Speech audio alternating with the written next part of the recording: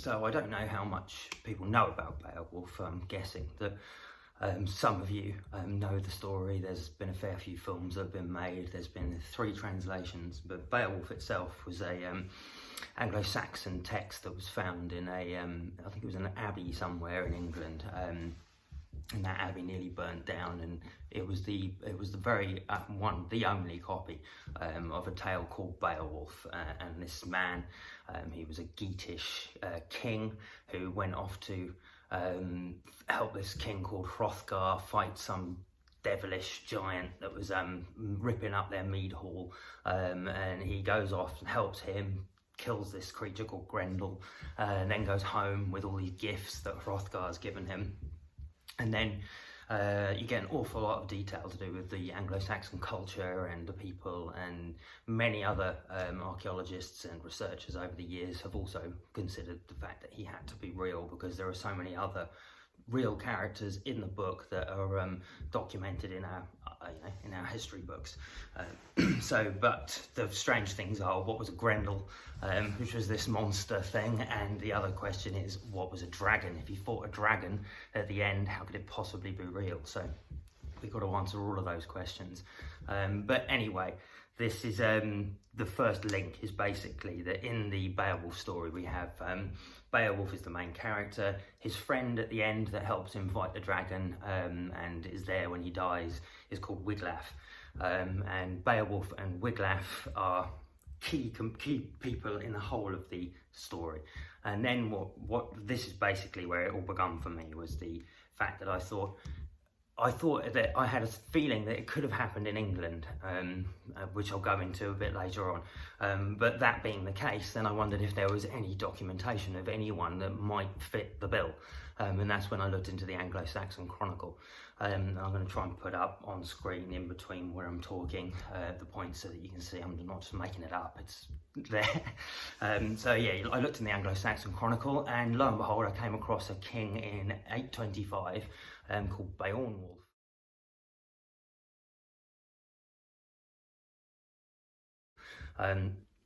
Which I thought, oh, well, that's interesting. It sounds fairly similar to Beowulf. But then what was very interesting is that after a 1-year rule, when Beowulf dies, there's a 1-year rule of someone called Ludican, who is then deposed by Wiglaf. So we have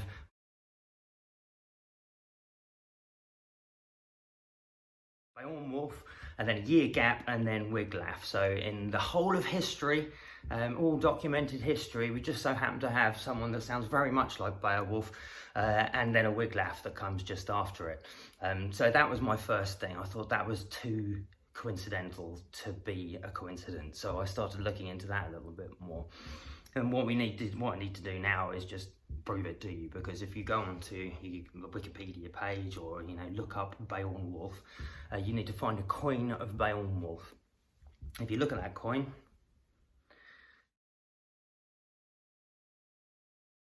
I'll put this back up again once I've finished speaking, but if you look at that coin, you'll find that it says Beowulf, B-E-O-R-H, and then the little P sign is win. It's an old Anglo-Saxon letter, and that was sort of used to represent a sort of P, so everything looks like it's spelled Piglaf and all these other things with that same win letter in it.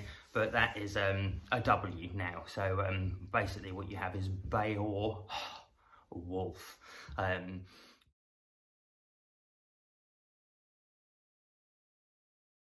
But the H is critical. It's very, very clearly on this coin an H. It's not an N. So then H was a letter used in the Anglo-Saxon alphabet. I've looked all of this up. So there's your coin with his name on it. And it just so happens to be connected to the man called Beowulf, who is succeeded by Wiglaf a year later. This is an incredibly complicated story, and just trying to explain it is mind-blowingly difficult, but I'm trying my best. So that's my very first point, that, or 2 points really. So we've got these 2 people that appear in the myth and then in the Anglo-Saxon Chronicle, and we have a coin that actually says his name on it. So that's a pretty good start, I thought. And now I've had to write notes because this is too complicated. Okay, yes, so what we do have written about Beowulf in one particular text, which is, I'll just grab it. So here we are with Anglo-Saxon England, this book's called, and on page 229 they're talking about the ascendancy of the Mercian kings and the Battle of Ellendon, and this is to do with Beowulf. So it's basically a quarter of the way down. It says, but before the year was over, Egbert of Wessex defeated Beowulf in one of the most decisive battles of Anglo-Saxon history, and the ascendancy of the Mercian kings came to an end. And I think that fits quite well with the Beowulf story as well. And then at the bottom we have a footnote. Now in this footnote it says here,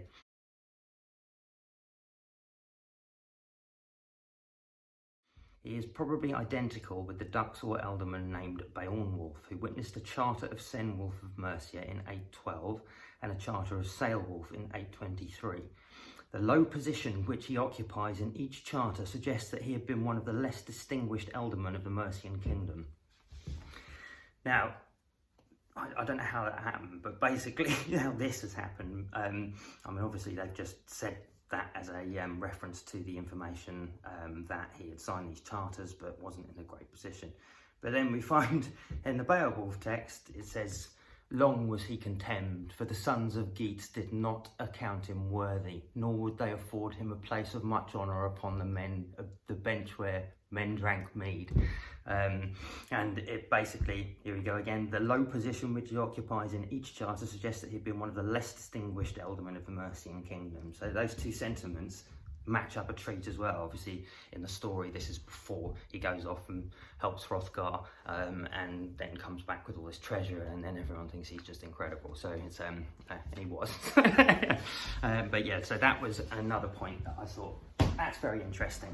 Okay, so the main point I suppose people are thinking is like, isn't he supposed to have been Swedish? So yeah, I had to really dig into this as well, because actually I've read Beowulf more times than you can imagine, and all the different versions, and actually in the whole book there isn't a single reference that says he lived in Sweden, or the events that are being spoken about take place there. There's one reference in the whole book, as far as I can tell, that says that Wiglaf, it's towards the end, that Wiglaf is of the Swedish nation. And there are many other things that make me think it just doesn't work. So when they go to visit Hrothgar, they are talking about going to, I don't know exactly where they're saying they go to, it's either Daneland, Gotland or Sweden, but they talk about fights between the Geats, which is the people of Beowulf, the whole story, and the Swedes across the water wide. It says, well, in order for it to be across the water wide, they can't have been in the same country. There isn't a sea in the middle of Sweden that would have separated the Geats from the Swedes across the water wide. So these are very critical kind of points that are written in the book. So in order for it to be across the water wide, where they go to find them, it would either have had to have been from Sweden, or maybe going to Gotland. That is a possibility, but I'm pretty sure now it's the south of England. So, and why do I think that? Okay, well, again, so we've got Sussex in the south of England. Is the name Sussex comes from Soothsax, which means South Saxon, and obviously the Saxons came over from Sweden and Denmark, and they came over and they settled here. We know that, and that's where we get our Anglo-Saxons from. They came here, settled, and then we had the Anglo-Saxon heptarchy, I think they call it. And so yes, once then, okay, I'm gonna have to take one break. Okay, so back on thought. So if they'd come over here and the story, then remember the only copy ever found was in Britain, and then they could possibly, the events could have happened here. They lived here in the south of England, and then they crossed the water wide. We know they loved boats, we know they were here. We also know that the Anglo-Saxons were in Sussex, they were all over the Sussex. So I don't understand where people have got the idea that it had to have happened in Sweden. There is no reference of that in the book, none. So please, somebody correct me on that. If you can find a reference in any of the three versions that says specifically that the events that are happening before he sets off to go to help Hrothgar, and when he comes home and fights the dragon, are set in Sweden. Show me, because I can't find it, and it's not there. Trust me, it's not there. There's that one reference that suggests that Wiglaf's ancestors came from Sweden. He was of the Swedish realm, but this definitely did not take place there. I think it took place in Sussex, and now I'm going to try and explain that next part to you, because we need to start looking at all of the whole area, and I'll do it really quickly for you. I'll see if I can get a map that I've had drawn up, put up on there, so as I'm talking.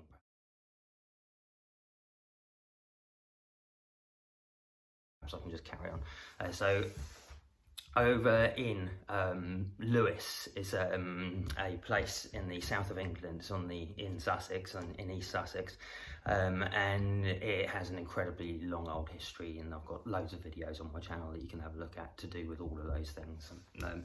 But what we're looking at initially, and more importantly, is a place called Hamsey.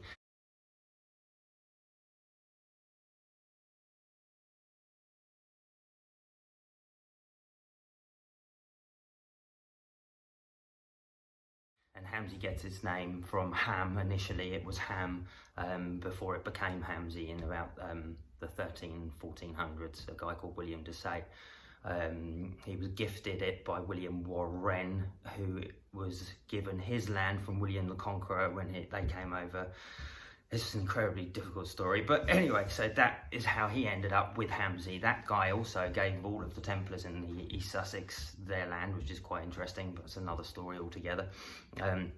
But anyway, Ham, when he took ownership of it, he put his own last name on, William de Say, and it became Hamsey. And other things have been written about it, but they don't make any sense. It's like, anyway, Ham means settlement in the bend of a river in a meadow, but it's also our word for home. It's where we get our word home from. And it's, I've lost my train of thought again.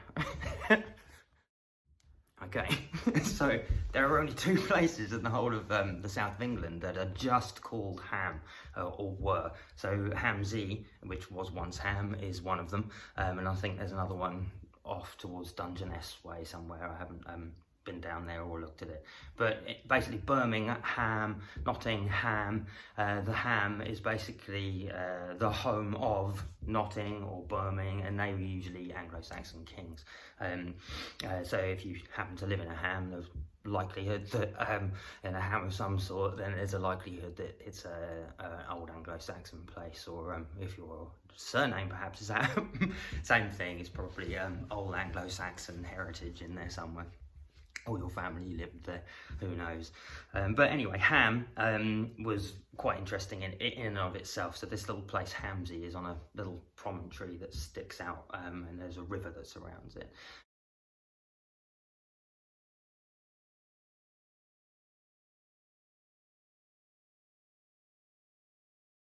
And it was at this point that I started looking into a whole load of other stuff, because in the book he dies. I have to start. Let's just talk about the places first. God, it's complicated.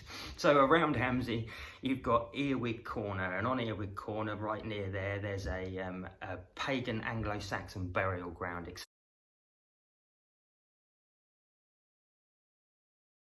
Extensive, I'll put that up there. So that's important. Next to Ham, the home of the Anglo-Saxons, and then behind that is Mauling Hill. Mauling Hill gets its name from Maelingas, which is the settlement of the Ael's people. Ael was one of the very first people to come into Sussex.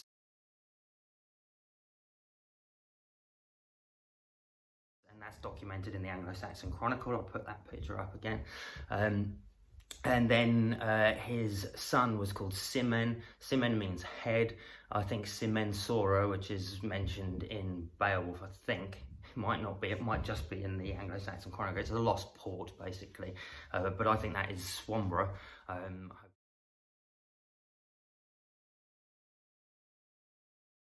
I'll be able to put the map back up and you can have a look at that. And then I think it's possible that Hamsey was an old Roman port called Ipwines Fleet, which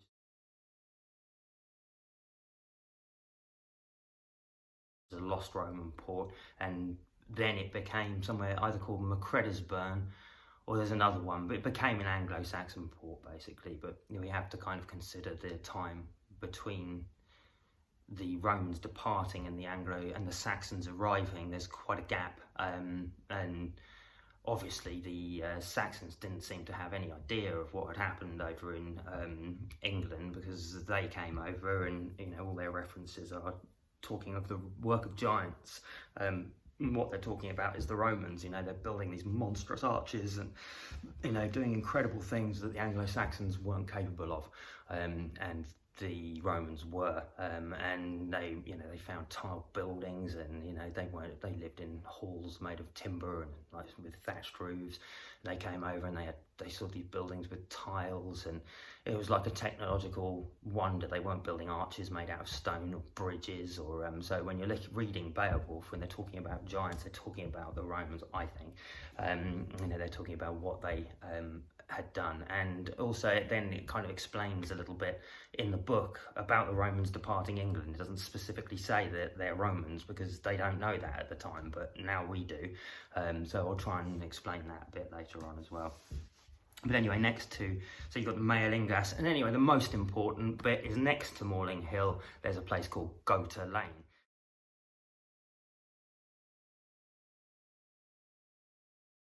So Gota Lane is, Gota is just the Swedish translation for Geet. It seems to have other meanings that have been written up over the years, but there's one reference I found that says Gota, Swedish for Geet. And Beowulf is a Geet. So you've got Hamsey, the home of the Anglo-Saxons, a massive pagan Saxon burial site. You've got Maelingus, the home of Earl's people. You've got Gota Farm, and then in the Beowulf tale, it says that he comes to the foot of the eagle. Jarnanes is what it's called in the book. But that led me to think, if I'm correct about this, what's that then? And as it turns out, I believe that Lewis was laid out in the shape of a kind of eagle.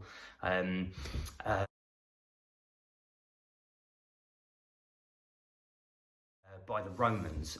So Jarna, the head of the eagle, is basically, there's a huge roundabout, and there's like a food truck there, and there's actually some burial mounds opposite that food truck. I think they are anyway. They're not all the way along the main road, the A27 there, so they seem to just be opposite the food truck, and I think there's a couple above it, but there's also hundreds of Roman coins have been found up there, so I'm betting that there was a big Roman settlement up at the eagle's head. Anyway, if you then look down the body, it looks like it's kind of got two wings. I'll try and put the picture up again. And then the foot is the kind of tail fin. And that surrounds Hamsey, just so happens to surround Hamsey. And in fact, the very foot of it is the burial ground. So that's kind of odd as well, if you believe that it looks like a bird. I personally do. I think that that's the reference, and I think that, I don't know how they would have known about that. I have absolutely no idea, unless they could like astral travel or fly, or perhaps that it was information that was handed down, or maybe there was a map that was left somewhere, and who knows. I really don't know. But the only reason I found out was looking through Google Maps, and Google Earth. I can then look down God View and it looks quite like a bird. If you have to take out Landport, which is kind of like a hexagonal area, which is under, I think, the left wing, because that wasn't there obviously at the time, and there are other things that weren't there, and the sea came all the way in and would have sort of split the tail in half. But if you take out all of those things, you end up with this is pretty good outline of a bird. I mean, I couldn't draw a better one. Have a go. But I think it looks pretty good as a bird with outstretched up wings, and that was also the symbol of the Romans, so that would kind of make sense, Aquila, I think it was called, was the Roman standards as the Roman eagle. Why they go to all that effort when they got here, I have no idea. Maybe it was here before then, I don't know, before them, and who knows, I have no idea. But it's very strange. So we've got all these coincidences that all are starting to mount up, and for me, I'm at this point thinking, like, it's got to be. So then I start looking at Hamsey itself as the promontory on that pokes out into the river.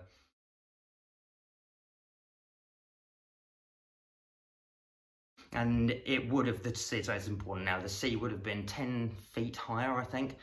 So in the year 2000, Lewis flooded and it revealed all the old sea levels. So here's a picture of what Hamsey would have looked like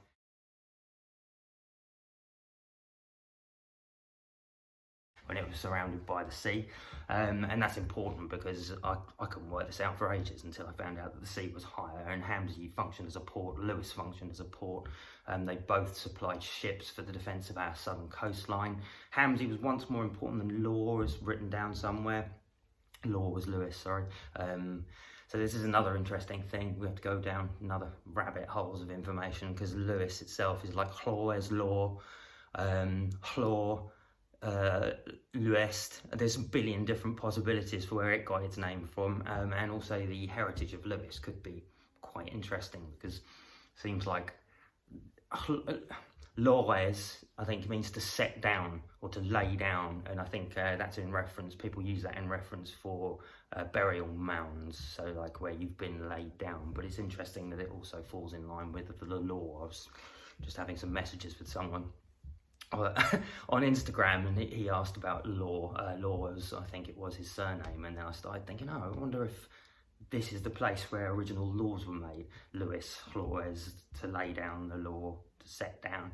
I don't know again, but it all seems quite interesting because the kings were living in Lewis, and it seemed to be almost like a capital. If Henry, I think it was the second, was there, it was almost the capital of Britain at one point, it seems, because they were all there and there were these battles that went on.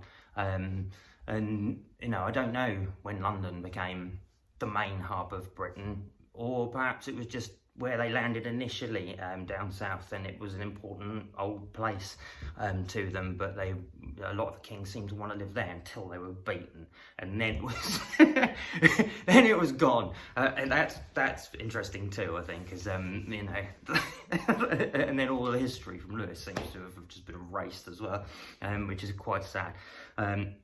But anyway, so the sea would have come round Hamsey, and it's important because the death scene of Beowulf, I think, takes place at Hamsey. And the reason that I think that is because it says he would have been nigh to the warring waves. He had to cross a bridge. There used to be a bridge, I think, that was Roman. And this is all, actually, I think it's in one version of Beowulf, but not in the others, the bridge. Or it might actually not be at all. I'm so down a rabbit hole with this.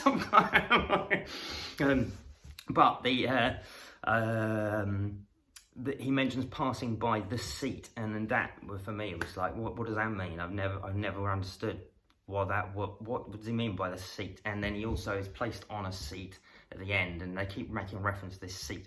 Well, it turns out that Aethelstan was an Anglo-Saxon king, a really important one. I think he was Alfred's son. He is known to have held his court at Hamsey.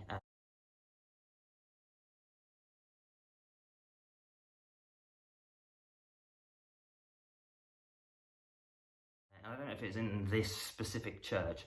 Also, Beowulf is documented as building a church called St. Peter's, and have a guess what the church is called on top of Hamsey is Old St. Peter's.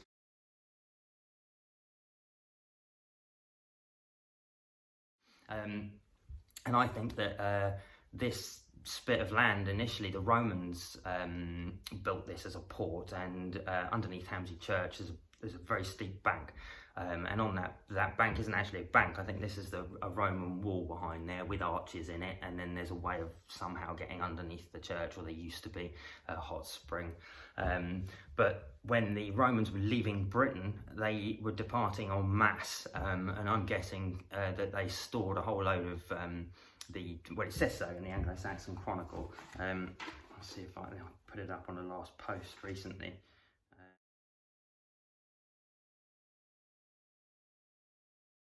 Okay, so here we are. In the year 418. In this year, the Romans collected all the treasures which were in Britain and hid some in the earth. Some is very important, so that no one afterwards could find them, and some they took with them into Gaul.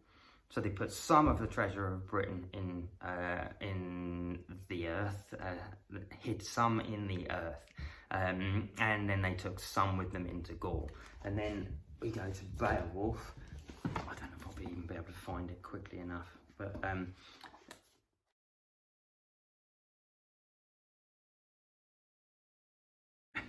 Right.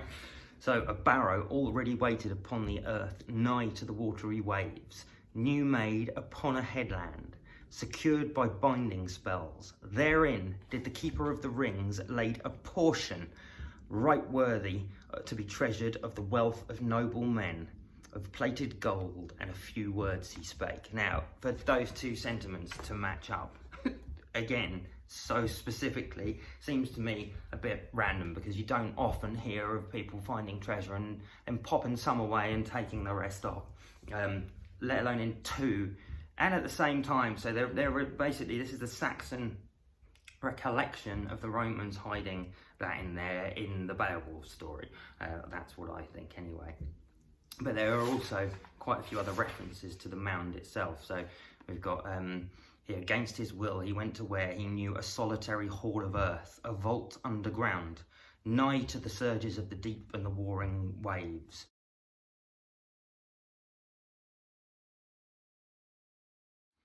There's more now upon the headland. So we've got the headland, we've got a solitary hall of earth, it's near to the sea, because the sea would have once come in there. So now upon the headland sat the war-proven king, from whom the Geats had love and gifts of gold. It's such a great book, it really is. Here's the other reference. Soon was deed of hate and strife betwixt Sweden, Geat, and feud on either hand across the water wide, bitter enmity in war. And then it says again, desired not to keep the peace across the sea. So it doesn't just say a body of water, but across the sea. And about Hronsberg, they oft times wrought cruel slaughter. Hronsberg is the whale's head, that's Telscombe.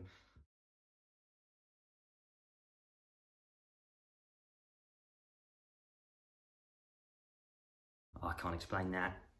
I've done a video on, because that's where they bury Beowulf in the end, and I did a video on that I didn't title or anything, but it's, I just go up to where I believe he's buried, and unfortunately it's all been kind of like destroyed, but I don't know what to do about it. I'm trying now. I've sent a letter to, or an email over to the British Heritage people to find out what happened to that mound, but sadly I think that was his mound, but who knows, something might come out of it. It'd be amazing if we could track his body down and perhaps be able to put him back to rest, and perhaps do some archaeology up there and prove what I'm saying. It would be really great. Anyway, here's another bit. Okay, so he says, wait now on the hill. We've got Mauling Hill behind you, and there's a little area up there that looks very much like a little settlement would have been, so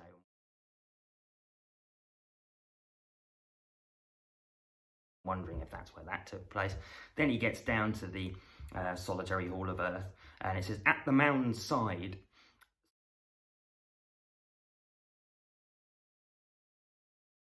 So the mound itself has a side, which is very critical. You know, these are very important points. It's not just like a mound, it's a mound with a side, which is what we're presented with at Hamsey again. A stone arch standing, from whence a stream came hurrying from the hill. The boiling water of that spring was hot with deadly fires. So again, I was thinking like, well, this is out of the question. And then I started looking up articles on hot springs. Turns out there are hot springs all over the Sussex Downland.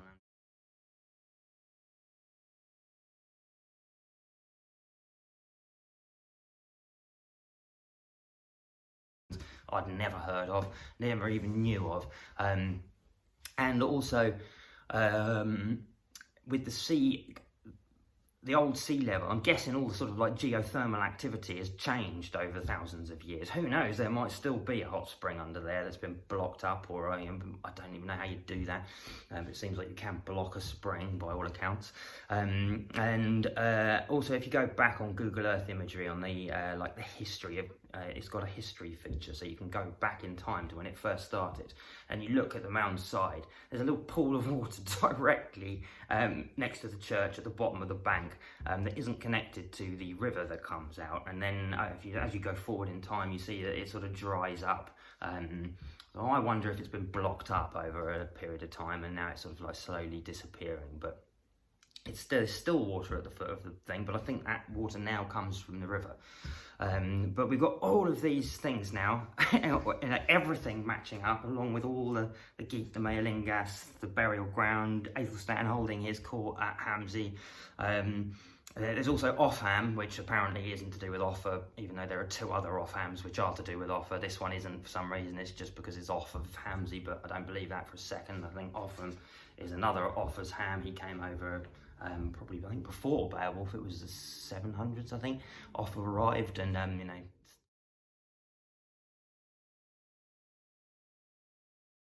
yeah, he's very famous. So, right, what else have we got? Let's have a look. I think that's about it for now. If I can think of anything else, I hope that has been enough for you. I really do hope that's been enough for you to even consider the fact, right, what was a dragon?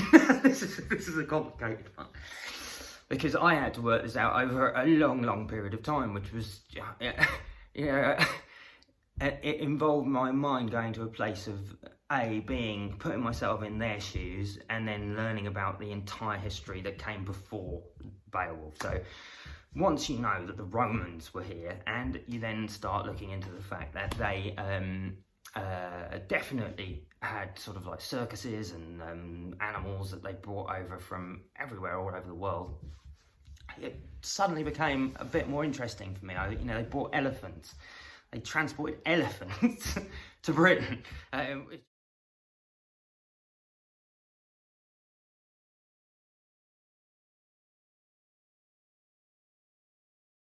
Is just insane. The Romans were just amazing at doing that sort of thing. So I then started looking into poisonous creatures that might fit the bill of a dragon. And I say poisonous because very clearly in Beowulf he's bitten by this creature, and venom gets put into his wound, and he feels it coursing through him. That's made very clear, this venomous thing. Then it just also so happens that we have all these legends of knucker holes, which I'm guessing were the old hot springs, and knuckers were basically a dragon, but a Sussex dragon. And you can look up, I think someone's done a whole page, which is really interesting, on all of the legends of the knuckers.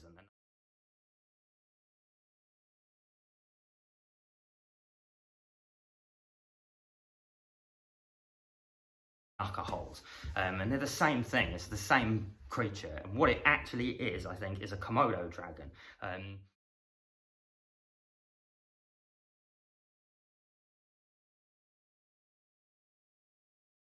And the Romans brought it here. There was a guy called Septimius Severus. He was an African Roman, but Africa is not too far away from Indonesia, and as much as you could have come along the Silk Road, and he could have acquired Komodo dragons. It's total possibility.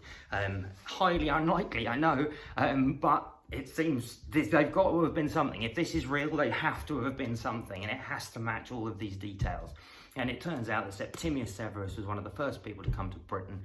I'm just guessing that he brought some of them with him. And there's also, I think, a Serpent Temple, a Roman Serpent Temple or something mentioned somewhere on one of the downs.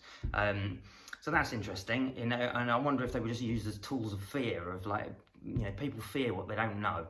And even Romans wouldn't have known what this thing was, because they are specifically from Indonesia. They seem to be, I think it's like Komodo Island or something. It's near Japan. I think there's a couple of areas where they live, but are a long way away. But they could have come to him. He may then have brought them to Britain, and they also, strangely so, Komodo dragons are poisonous. Their venom will poison things. It basically kind of decoagulates your blood, and there is some sort of venom in it now.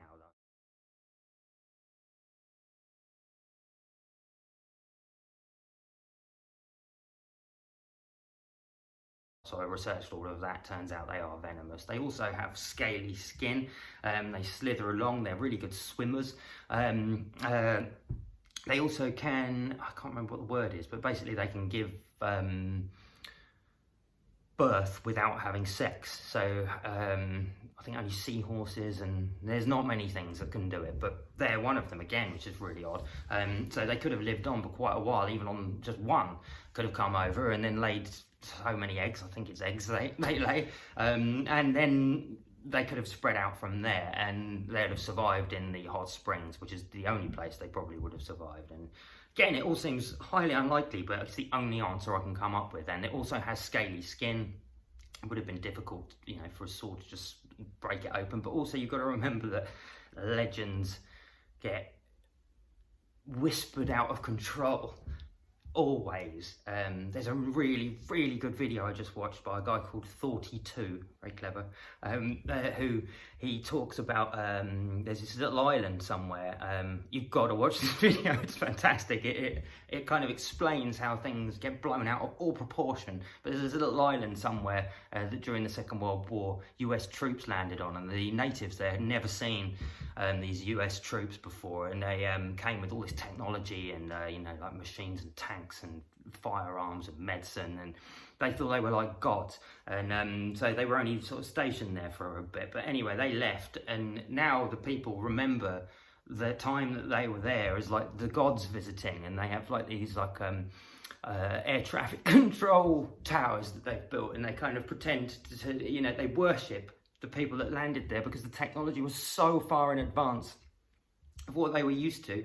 It was like they were seeing gods, and they were to them, you know, like, and I think that's where all these myths and things come from, is a higher form of technology gets presented to a part of humanity that doesn't understand what it is, and then you venerate that as kind of god worship. And you know, I think that has happened quite a lot, but you know, it's not to say that some of these people were spiritually amazing people, but I'm sure a lot of it's down to veneration rather than you know, they really are like gods. Yeah, for me, there's only, everything is God. Everything. So that's it. That's as much as I need to say on that. But anyway, that's what I think the dragon was. That is how I think they came to be here. That is why I think Beowulf was possibly a real king, because it says he is on his coin. It all seems so self-explanatory to me, but I can't believe that modern scholars haven't kind of even looked at that. And it's really interesting as well that they misspell Beowulf's name twice. So in one version of the Anglo-Saxon Chronicle, he's called Beowulf.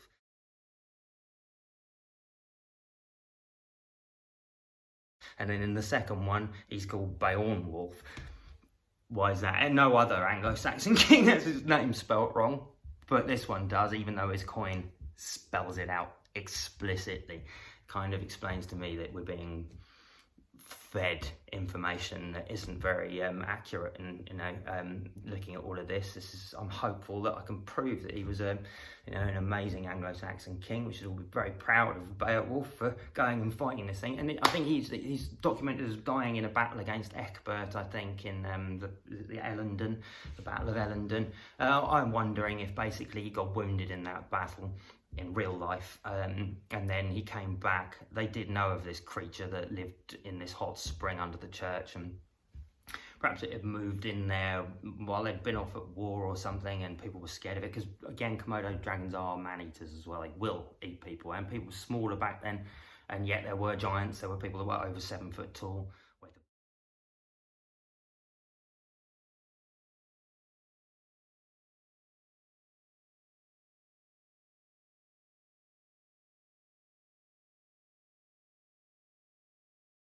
Beowulf was one or not, I don't know. We would do if we found his bones, where you know, that'd be interesting as well. Although I don't know whether bones survive a funeral pyre. We know he was burnt, but there was in the burial mound that was partially excavated, there was a crouched skeleton and other interments. Now I'm guessing that the crouched skeleton was Beowulf. I hope so, because then you'd be able to know.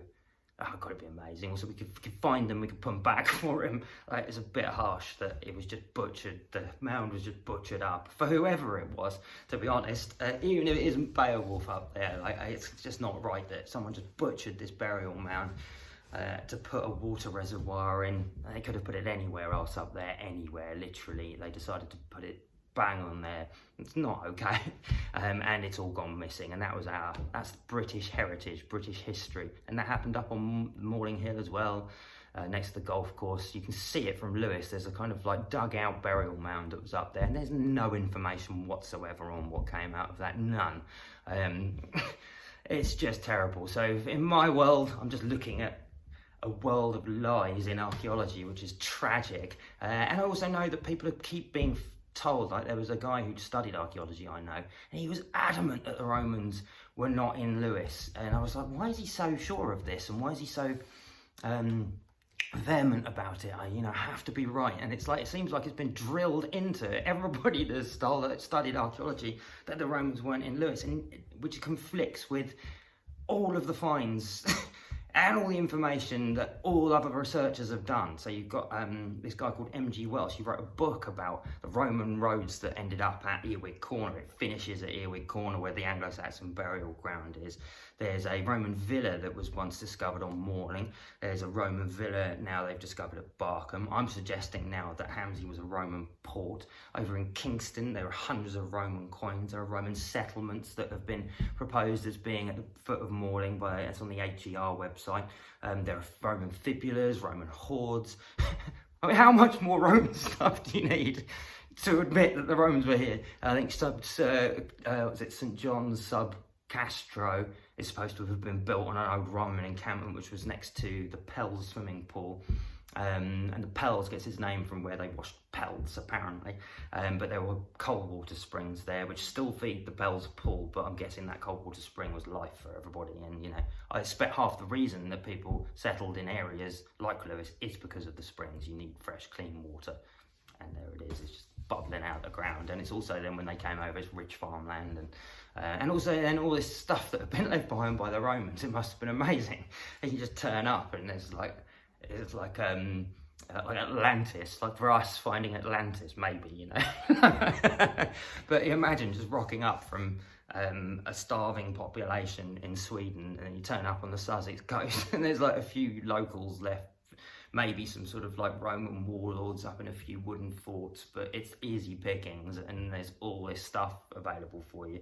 And kind of then you get that whole story of what happened between them, and that's the Arthurian times, and that's another subject altogether. But I hope you found some of this interesting. I know I've been whittering on for ages, but I do hope that you actually understand what I'm talking about now. I'll try and add all of the different pictures in, like edit this properly, but this is my account. I do hope that it gets some notice from somebody that can actually start looking into this stuff. It's just so obvious to me. Want to argue with me? Crack on, leave a comment. See you soon.